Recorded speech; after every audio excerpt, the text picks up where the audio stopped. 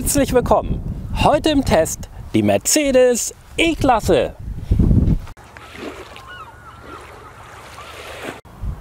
Die E-Klasse gibt es in den Ausstattungsvarianten Avantgarde, so wie wir sie hier haben, Exclusive, dann hätte sie vorne einen Stern auf der Haube und dann noch die AMG-Line, die ja halt etwas sportlicher ist, aber auch ohne Stern auf der Haube. Im Motorenprogramm gibt es Benziner, Diesel, Mildhybrid und Vollhybrid. Das bedeutet also, die Mildhybriden haben einen kleinen Elektromotor und die alle noch einen DE haben einen größeren Motor drin. Da wir hier jetzt einen E220D haben, heißt es, wir haben einen normalen Diesel mit einem kleinen Elektromotor. Der Motor leistet 197 PS und der kleine, in Anführungsstrichen, Elektromotor nochmal 23 PS extra. Neben den 220er gibt es auch noch einen E300E, 300D, also 300E, 300DE, dann gibt es den 450er als Benziner, dann gibt es den 450D und das Ganze eigentlich auch fast nochmal als 4matic und natürlich auch noch eine entsprechende AMG-Version, aber das würde jetzt vielleicht zu weit führen. Wir konzentrieren uns hier auf den 220er und den hören wir uns jetzt mal an. Nachdem ihr zweimal im Fußraum gezogen habt, hebt ihr die Haube etwas an. Hier unten ist dann so ein kleiner Drückschalter, den nach oben und dann kann man schon die Haube öffnen. Die hat auch zwei Stabilisatoren, da braucht man nichts mehr aufstellen. Und so hört er sich an.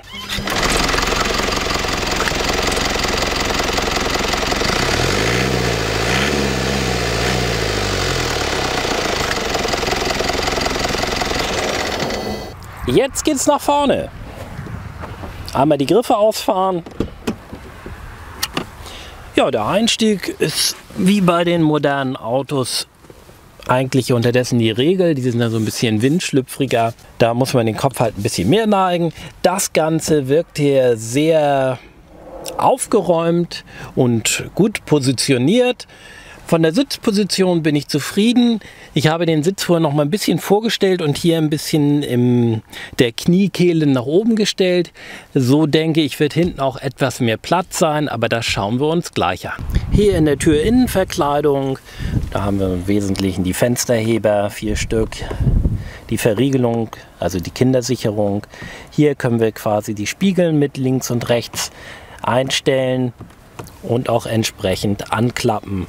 Hier oben am Türgriff können wir das Auto noch verriegeln und das ist hier die Sitzheizung, der hat ja keine weitere optionale Ausstattung und mit diesem Schalter könnten wir dann auch noch mal den Kofferraum betätigen und wir können auch gut eine Flasche hier unterbringen, das Ganze ist auch gepolstert.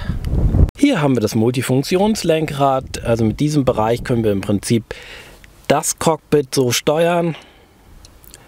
Durch die Karte switchen, Verbrauchsansicht. Die Route zum Ziel.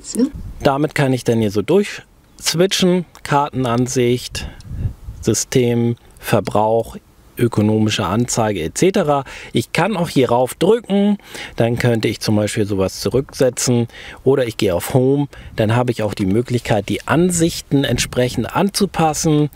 Das zeige ich auch einmal ganz kurz. Das wäre die sportliche Ansicht.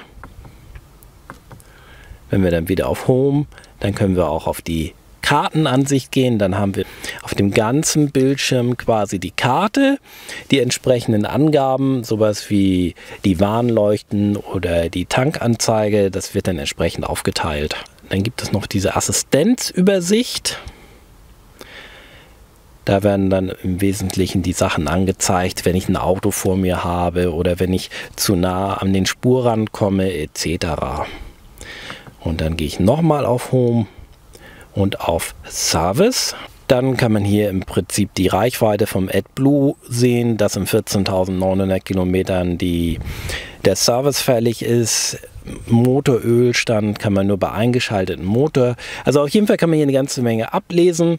Aber in der Regel, also mir persönlich ist immer die klassische Übersicht am liebsten.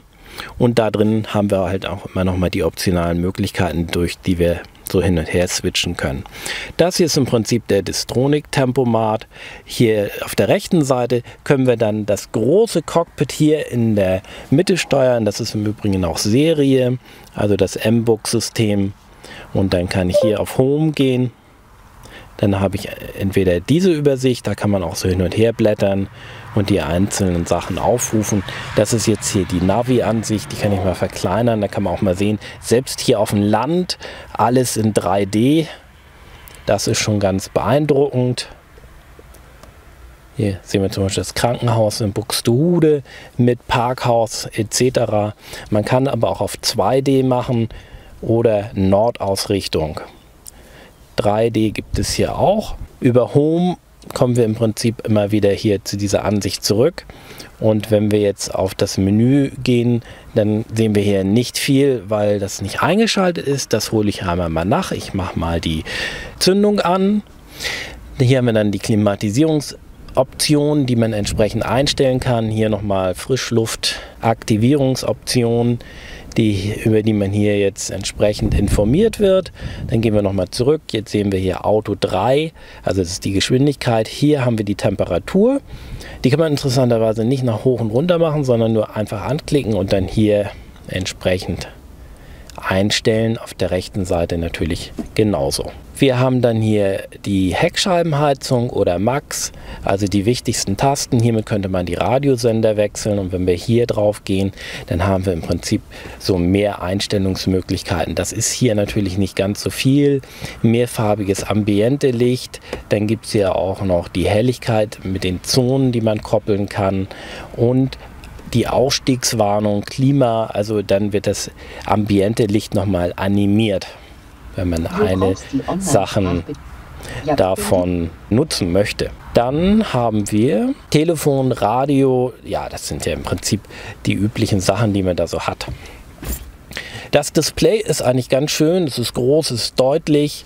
Hier könnte man jetzt auch die Zielführung wieder abbrechen. Hier kann man nochmal raufgehen, dann hat man hier Tankstellen, Alternativrouten, letzte Ziele oder hier, das ist ganz wichtig, nochmal so ein Einstellrädchen, da kann man so Autobahn, Vignetten oder für die Ansicht zum Beispiel Autozoom einstellen, Verkehrsereignisse, Satellitenansicht, also das kann man auch ausstellen, dann sieht das so ein bisschen schlichter aus, je nachdem in welcher Region man ist und welche Internetverbindung besteht.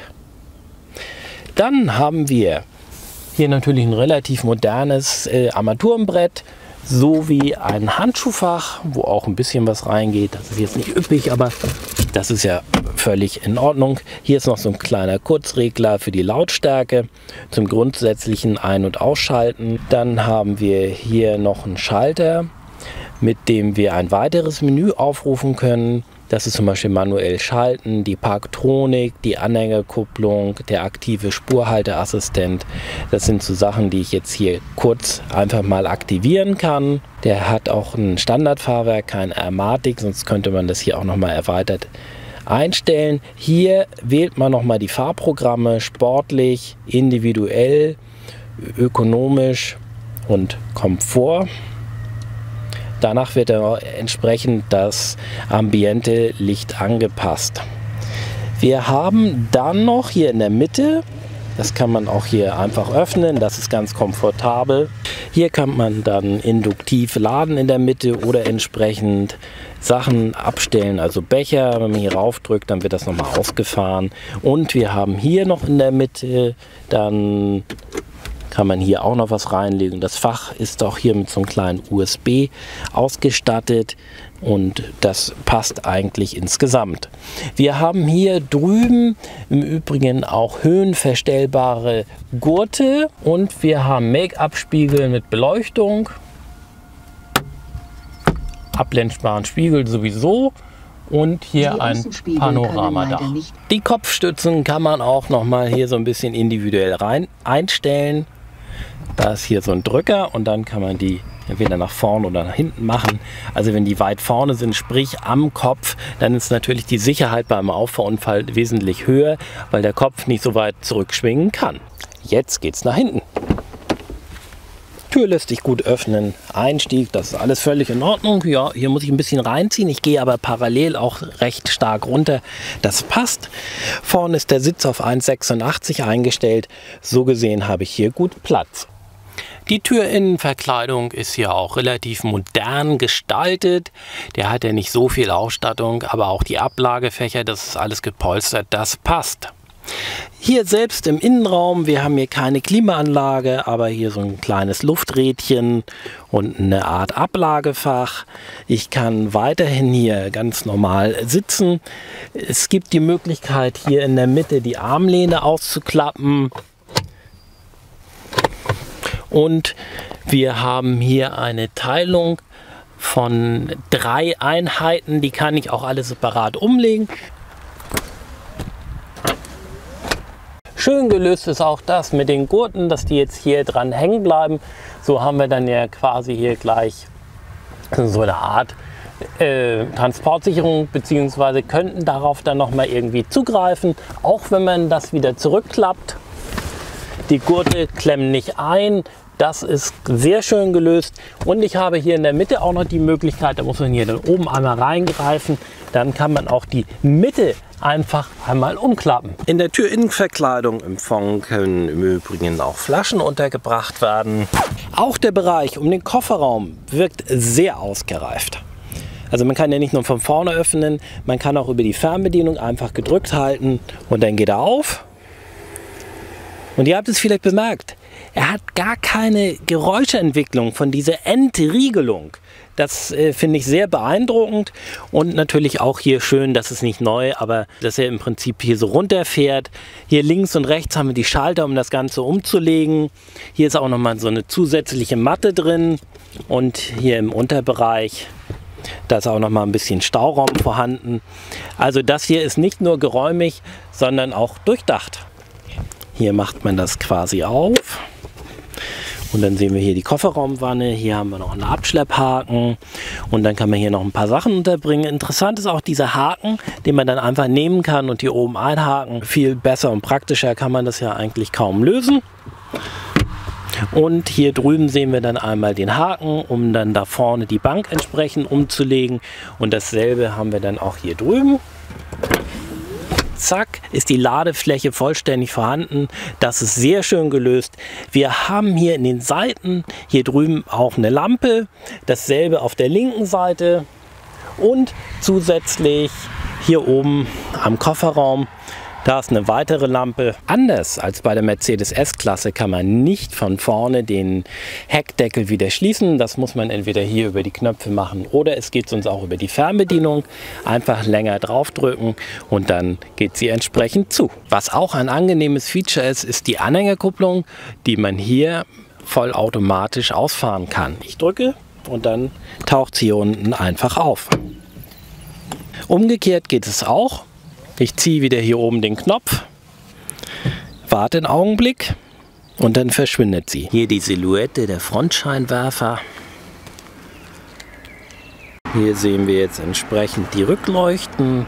Das ist quasi hier so Mercedes-Sterne, die da angezeigt werden. Könnte man mal so ganz grob sagen. Die beleuchteten Türgriffe vorne und hinten. Und hier sehen wir das ambiente Licht,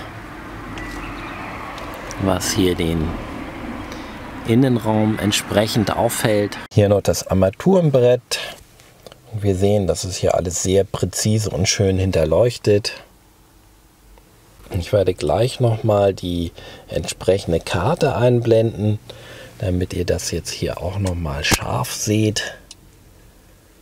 Dann gehe ich auf Home und dann wählen wir hier die Navigation und dann ist das schon ganz beeindruckend. Hier haben wir den Hauptscreen in der Mitte und rundherum entsprechend das ambiente Licht. Auch die Lichtschalter sind hier sehr schön ausgeleuchtet. Auch an der Decke haben wir entsprechendes Licht. Hier noch das Fond.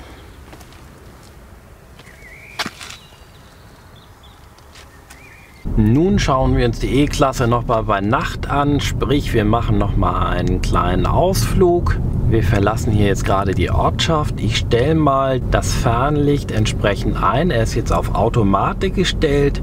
Jetzt blendet er schon mal hoch. Also das ist eine gute Ausleuchtung. Da hinten sehen wir jetzt einen Radler oder einen Mofa-Fahrer, den wir hoffentlich nicht allzu sehr blenden. Und jetzt haben wir Gegenverkehr gehabt und der hat auch entsprechend automatisch abgeblendet. Auf der Landstraße lassen sich relativ schnell auch Verbrauchswerte mit einer 5 oder auch darunter erzielen. Das ist wirklich sehr angenehm. Der muss natürlich, hat so eine kleine Anlaufphase, Warmphase. Jetzt aber nochmal zum M-Bux. Also wenn man jetzt hier die Sprachsteuerung betätigen will, kann man das hier über die Taste oder man kann über Hey Mercedes. Ja, bitte. Klimaanlage 1 Grad runterstellen. Ich drehe die Temperatur auf 22 Grad runter. Die Navigationsführung ist sehr gut und ist auch wunderbar harmoniert. Also sprich, wenn man das auch in das klassische Cockpit in die Mitte einblendet oder die Großansicht nimmt, das wird alles sehr schön angezeigt. Auch die kleineren Städte sind hier alle in 3D. Jetzt rechts abbiegen. Das ist vorbildlich. Achtung! Beeindruckend ist auch die Qualität der Rückfahrkamera, die wirklich sehr scharf ist. Also hier ist er schon sehr dunkel und trotzdem gibt es hier ein richtig gutes Bild. Zwischenfazit. Wir fassen das einmal zusammen. Dieses Auto kostet, so wie er hier steht, ungefähr 72.500 €. Dafür bekommt ihr ein, so finde ich jedenfalls, relativ durchdachtes Auto. Hinten das mit den Bänken, also das ist ja schon ein guter Kombi. Das mit dem Umklappen der Bänke, mit den Gurten, mit dieser Anhängkupplung rein, raus, mit dem Heckrollo, also da kann man wirklich nicht meckern. Das ist funktional, er bietet ausreichend Platz.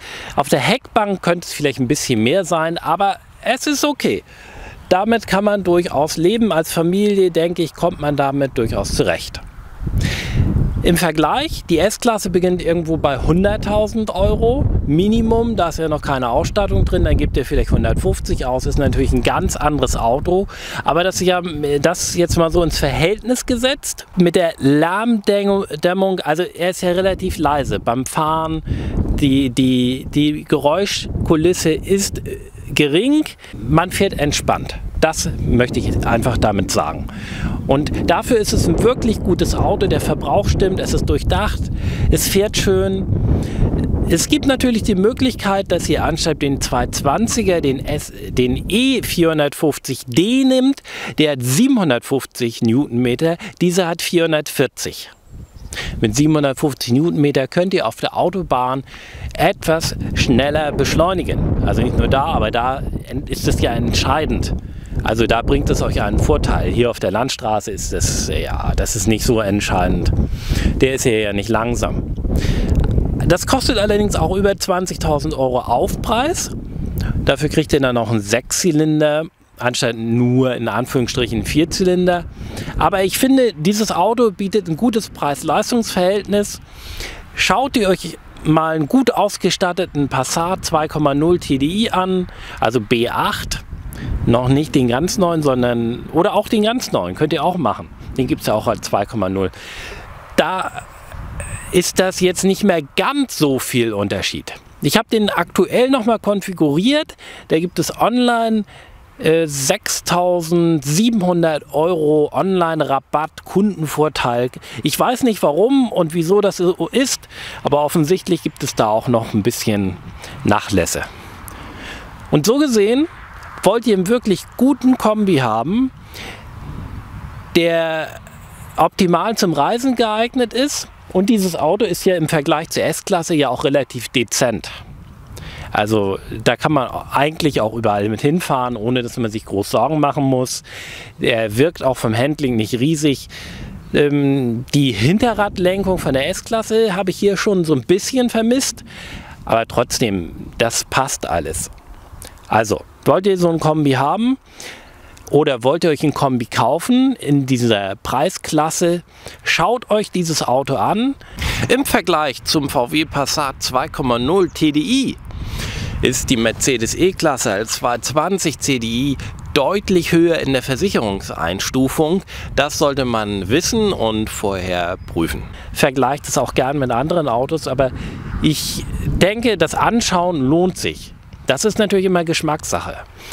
Vielleicht mag jemand lieber diese Audi Infotainment oder die Displays vom BMW mehr. Aber ich persönlich fand das eine sehr positive Erfahrung, weil es aus allen Welten ein guter Kompromiss ist zu einem angemessenen Preis-Leistungs-Verhältnis. Wir werden jetzt mit dem Auto noch ein bisschen fahren und euch dann das Endfazit geben. Fazit: Wir waren mit der Mercedes E-Klasse jetzt auch nochmal auf der Autobahn. 120 Stundenkilometer bei unter 1500 Umdrehungen im 9. Gang. Also da sieht man schon mal, wie optimal das Auto Motor-Getriebe-Kombination auf das Fahrzeug abgestimmt ist. Das ist wirklich sehr beeindruckend. Man gleitet eigentlich dahin, kann natürlich auch schneller fahren. Die Spitze müsste bei 230 liegen. Das ist einfach eine wunderbare Kombination. Wir haben es auf der Landstraße geschafft, auch 4,5 Liter zu verbrauchen. In Kombination mit dem Stadtbetrieb liegt es eher Richtung 6 Liter. Das Raumangebot, die Extras und vor allen Dingen die komplette Lärmdämmung ist bei diesem Fahrzeug wirklich sehr gut. Gestern hat es noch mal stark geregnet und wenn ihr damit fahrt, dann ist das... Ja, man fühlt sich einfach beschützt, wie in so einer Kapsel. Das ist wirklich sehr angenehm und das hat man auch nicht bei allen Autos. Und ein Vorteil im Vergleich zur S-Klasse, er ist natürlich so ein bisschen unauffälliger, er ist nicht ganz so luxuriös. Das Einzige, was mich so ein bisschen gestört hat, der hat nicht das große Fahrerassistenzpaket Plus, das würde ja nochmal ungefähr 2.500 mehr kosten, sondern den normalen Distronic-Abstandsregeltempomaten. Das bedeutet also, er erkennt zum Beispiel die Geschwindigkeit, dass wir jetzt in der Ortschaft sind oder 70, 100, 130 etc. Aber er passt die Geschwindigkeit nicht automatisch an. Das bedeutet, man muss dann immer noch mal händisch tätig werden. Über den Restore-Taste am Lenkrad kann man das dann relativ einfach hier anpassen. Man kann das Infotainment-System so einstellen, dass man auch immer gewarnt wird, wenn man zu schnell ist. Manchmal erkennt er zum Beispiel eine 30er-Zone, die aber zum Beispiel nur auf Werktags- oder bestimmten Uhrzeiten beschränkt ist. Er die Uhrzeit aber nicht erkennt, weil die zum Beispiel nicht direkt unterm Schild steht, sondern weil dazwischen noch 2 Hinweise sind. Und dann passiert Folgendes: Du fährst 50, er sagt, es ist 30 und er piept natürlich die ganze Zeit. Das kann man abstellen, aber das ist nicht ganz so optimal. Deswegen könnte man dazu tendieren, ob man vielleicht das große Assistenzsystem nimmt.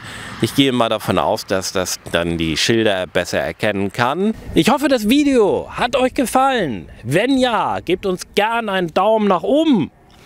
Wenn ihr euch dafür bedanken wollt, dann abonniert den Kanal. In diesem Sinne hoffe ich, euch bald wiederzusehen. Also, bis bald. Tschüss.